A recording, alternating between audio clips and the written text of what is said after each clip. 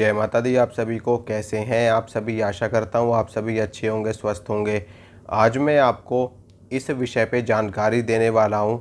जब कोई भी तांत्रिक, कोई ओझा, कोई सोखा, कोई भगत, कोई अघोरी, कोई सेवड़ा आपके ऊपर मारण क्रिया करता है तो सबसे पहले आपके साथ में कौन कौन सी घटनाएं होनी शुरू हो जाती हैं।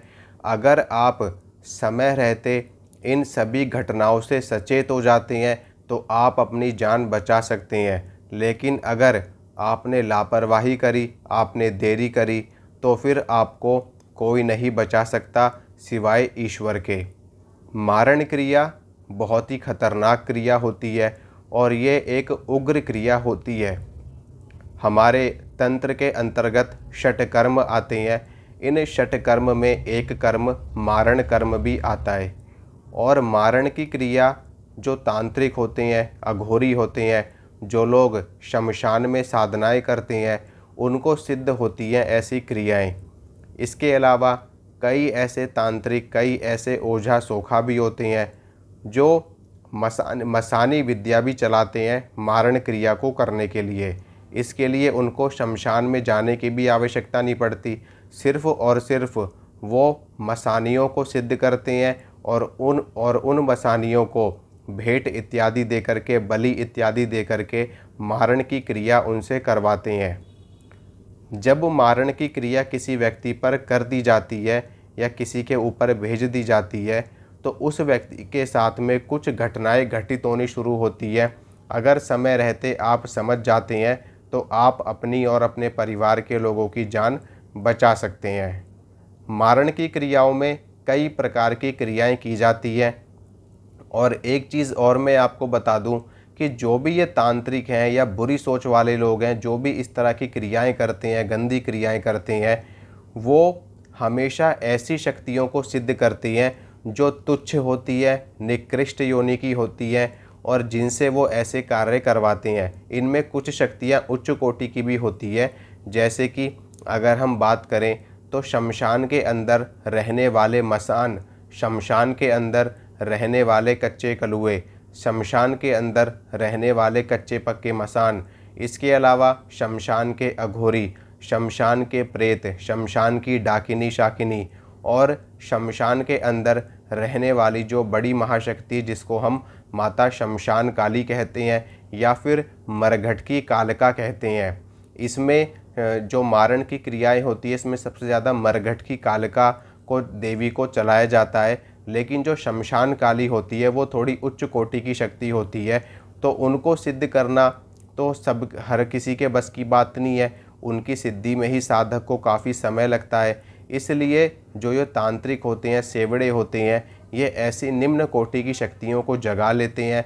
होली पर साधना करके, दिवाली पे साधना करके एक दिन में ही इन शक्तियों की सिद्धि प्राप्त हो जाती है। जैसे कि मसान को जगाना। अगर आप ये देखेंगे कि जो मसान की साधना होती है वो शमशान में की जाती है, चिता के ऊपर बैठ करके की जाती है और कभी कभी चिता के सामने बैठ करके भी की जाती है। इसमें क्या होता है कि एक रात में शमशान को जगाया जाता है। उसको अलग अलग चीज़ों से हवन दे करके, अलग अलग सामग्रियों को अर्पित करके, तो जब मसान जाग जाता है, जागृत हो जाता है, तो उसके बाद में मसान से वचन लेकर के लोग ऐसे कार्य करवाते हैं। इसी प्रकार से मूठ करनी चलाई जाती है। इसी प्रकार से आपने देखा होगा कि जो जलती हुई हांडी आकाश में उड़ती हुई जाती है।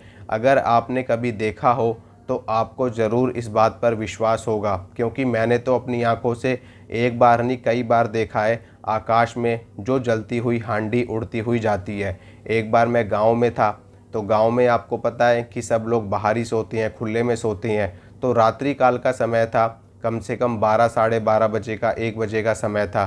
तो रात्रि काल में अचानक से मुझे ऐसा अनुभव हुआ कि कोई नेगेटिव शक्ति पास से गुजर रही है।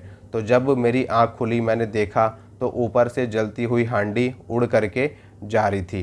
तो इसी प्रकार से एक बार मैंने शहर में, जहाँ मेरा घर है, जहाँ मैं रहता हूँ, वहाँ पर भी मैंने ये क्रिया देखी। और अगर इस क्रिया की बात करें तो उस दिन दिवाली का समय था।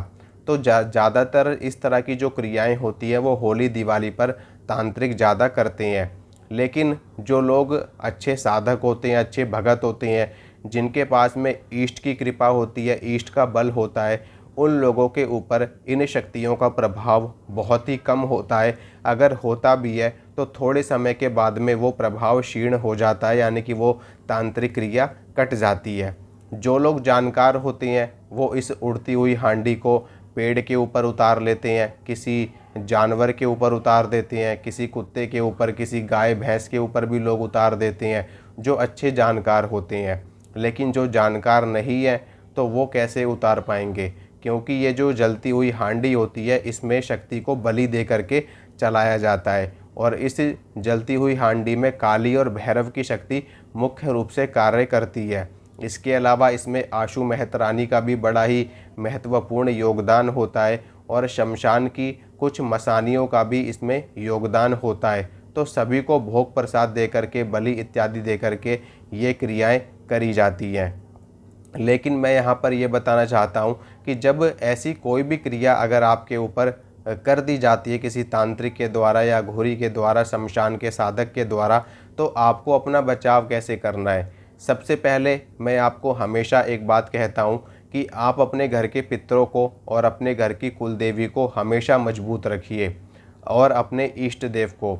इन तीन शक्तियों को अगर आप मजबूत रखते हैं तो दुनिया की कोई भी तांत्रिक क्रिया आपके ऊपर नहीं चलती है। और अगर चल भी जाती है, मान लो कोई बहुत ही बड़ा साधक है, वो अगर चला भी देता है अगर आपके ऊपर, तो उसमें क्या होगा कि आपकी सुरक्षा होती है और आपके जान माल की हानि नहीं होती है। इतना होगा कि मान लो कि आपको तलवार लगनी थी और आपको सिर्फ एक सुई लगी, इस तरह से ये चीज़ें कार्य करके वापस से चली जाती है। लेकिन जो लोग इन शक्तियों का दुरुपयोग करते हैं, बाद में उनके साथ में जो दुर्दशा होती है, जो उनकी दुर्गति होती है, वो ही बता सकते हैं जिनके साथ में ऐसी घटना घटित हुई हो। ऐसे लोग किसी भी तरह के कार्य करने में सक्षम नहीं रह जाते, लूले लंगड़े हो जाते हैं, दिमागी संतुलन उनका बिगड़ जाता है, यहाँ तक कि कई लोगों की तो मृत्यु भी हो जाती है।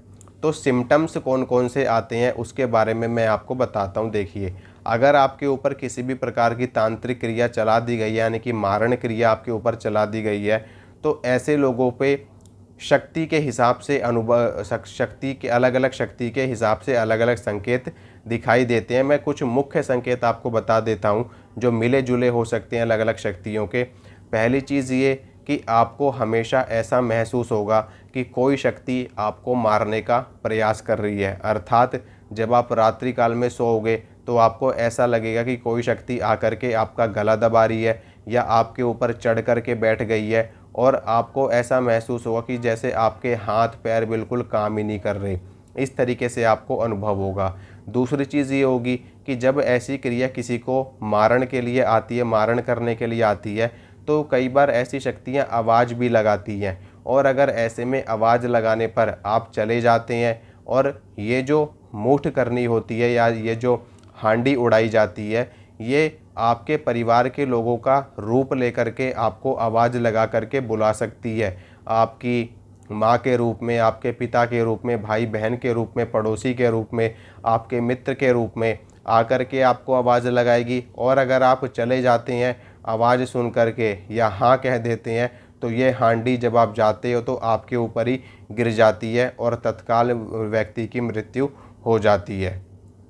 इसमें कई बार समय रख कर के भी हांडी चलाई जाती है, जैसे कि किसी को 3 महीने का समय रख दिया, 1 महीने का समय रख दिया या 1 साल का समय रख दिया। इस तरीके से भी तांत्रिक क्रिया चलाई जाती है, हांडी चलाई जाती है। तो इसमें जिसमें समय रखा जाता है तो इसमें तो व्यक्ति के पास में काफ़ी समय होता है अपनी जान बचाने का। और ये जो तांत्रिक होते हैं ये समय रख के इसलिए चलाते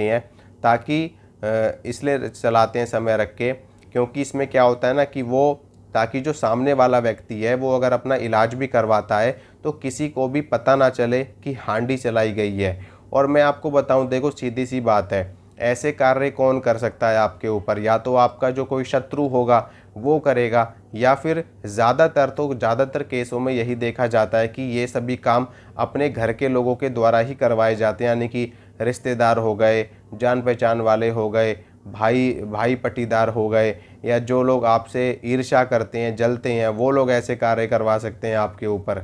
तो इसमें आपको क्या करना होता है कि घबराना नहीं होता। एक तो आप अपने पितरों को समय पर पूजते रहो, अपनी कुलदेवी को समय पर पूजते रहो और अपने इष्ट के मंत्र का, अपने गुरु मंत्र का जाप करते रहो। आपकी सुरक्षा होती है और कोई भी शक्ति आपको कुछ भी नुकसान नहीं पहुंचा सकती। इसमें क्या होगा कि आपको खून की उल्टियां लग सकती है, आप बहुत ज़्यादा बीमार पड़ सकते हो, यानी कि आपको ऐसा लगेगा कि जैसे एकदम से शरीर में से जान ही निकल गई, बिल्कुल शरीर में जान ही नहीं रह जाएगी। हमेशा ऐसा महसूस होगा आपको कि बहुत ज़्यादा किसी ने मारा है, शरीर में खून ही नहीं है, बिल्कुल भी उठने की हिम्मत नहीं हो रही है। और हमेशा आपको शमशान की चीज़ें दिखाई देंगी, गंदी चीज़ें दिखाई देंगी, गंदी हरकतें आपके साथ में होती हुई दिखाई देंगी। कई बार तो लोगों को भूत प्रेत तक दिखाई देने लगती है। तो बहुत सारी चीज़ें, बहुत सारी घटनाएं ऐसे लोगों के साथ में घटित होती हैं। तो अपनी रक्षा करने के लिए अपने इष्ट देव की पूजा करते रहिए, उनके मंत्र का जाप करते रहिए, राम नाम का जाप करते रहिए, शिव मंत्र का जाप करते रहिए। तो ऐसी चीज़ों से आपकी सुरक्षा होती है। आशा करता हूँ दोस्तों, जो जानकारी मैंने आपको दी है आपको अच्छी लगी होगी, पसंद आई होगी। इसी तरह की जानकारी मैं आपको देता रहूँगा। मिलूँगा मैं आप सभी से अगली वीडियो में। जय माता रानी की।